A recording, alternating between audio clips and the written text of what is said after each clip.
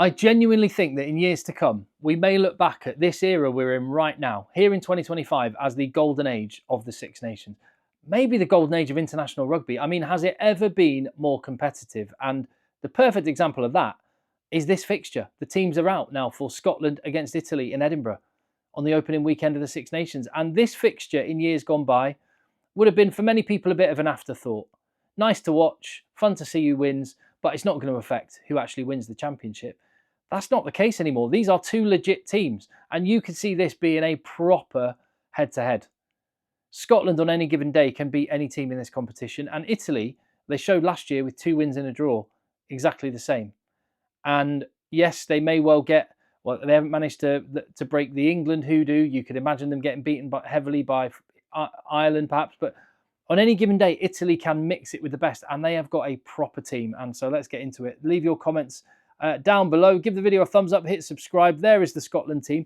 And I was only saying on a video the other day, the great thing about Scotland is you can just pick Gregor Townsend's team for him. You know exactly who he's going to pick. I should have known better. Gregor Townsend always loves to throw a curveball, and he's thrown 1 or 2 here. The biggest of them all is Dave Cherry is starting. Dave Cherry, who had that incident at the Rugby World Cup, is now back in the starting team. Bygones are bygones, and he is starting. I guess maybe he's a more kind of robust, solid hooker versus Ewan Ashman, who's a bit more of a live wire around the park. Maybe that's what he's thinking, just be safe and solid for the first 40, 50 minutes of the game. But there you go. I mean, Johnny Matthews is sat at home fuming or crying, one of the two.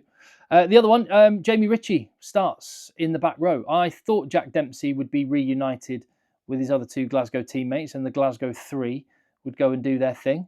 But Jamie Ritchie continues where he left off quite successfully against Australia. And to be fair, they were good that day. And Jack Dempsey, I guess, he's still just coming back from his injury. So did I just call him the Glasgow 3? That makes him sound like a little criminal gang, or some people that were wrongly convicted and are now walk free. Anyway, I'm going down a rabbit hole I don't need to go down. I don't have a big problem with that, and actually it speaks to where Scotland are at, that they can have someone of the quality of Jack Dempsey adding that level of energy off the bench. Speaking of the bench, that's probably my only disappointment really in this Scotland team, is that Gregor Townsend hasn't gone 6-2. I think this team is built for a 6-2 split. And I mean, it is Italy. I expect against maybe Ireland or France, they will go 6-2.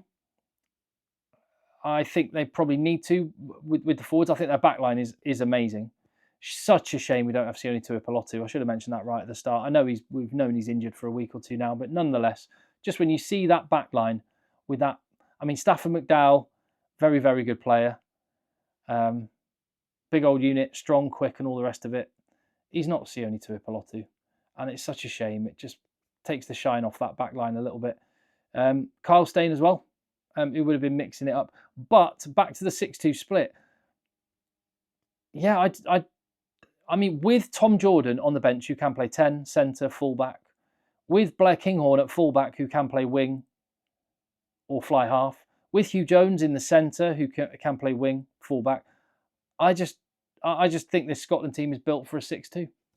And I think the versatility they've got means that they should lean into that. Gregor Townsend hasn't, and I wonder if that's just simply Scott Cummings not being there. With his injury, you'd imagine he would have been starting Johnny Gray off the bench, and then the extra 6th forward kind of makes sense, whereas maybe Gregor Townsend just doesn't quite have his level, the same level of faith in the younger guys that are in the squad, and maybe that is an area that Gregor Townsend needs to address. But I mean, I'm splitting hairs if the only issue I have is that they didn't pick 6 forwards on the bench.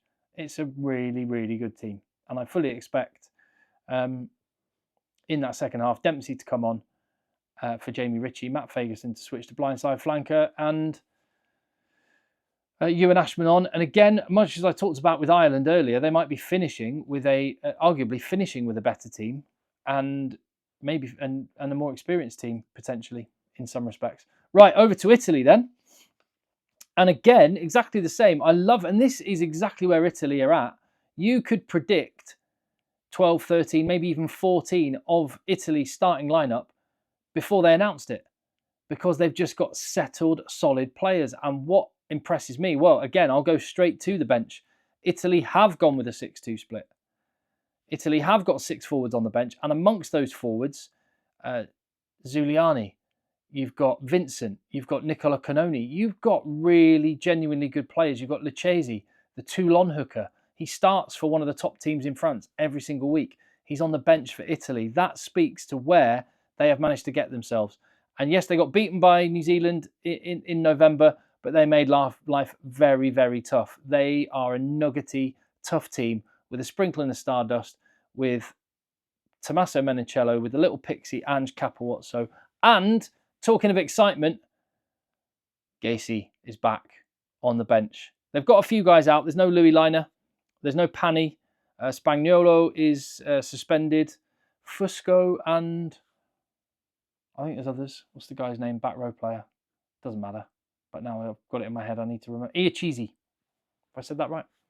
Anyway, they've got a few players out. Despite that, maybe because of that, it opens up an opportunity for Gacy, who is just box office to watch. A little bit like Ange Capowazzo, feet and all the rest of it. And in fact, Ange Capowazzo, well, two things there. He's opposite Blair Kinghorn in the back three, which is cool. Two of Toulouse's international fullbacks going head to head. And also he's directly opposite Duan van der Merwe. You've got the little pixie up against the big beast. It's perfect. Last year, Capowazzo got the better of Duan, so we'll see if that happens. Tommy Allen is 15. Is that a conservative selection?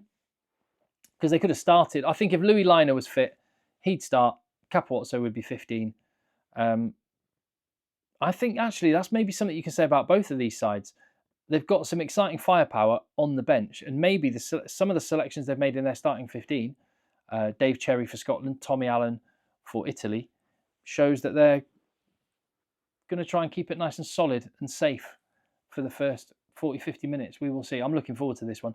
In terms of a combined 23-man squad, if you had access to all of the Italians and all of the Scots, who would you pick? I've gone like that, heavily Scottish.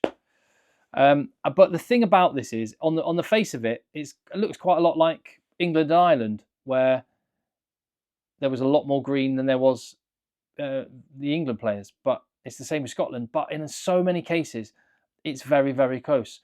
Lorenzo Canoni could have got in at number 8 over Fagerson. You've got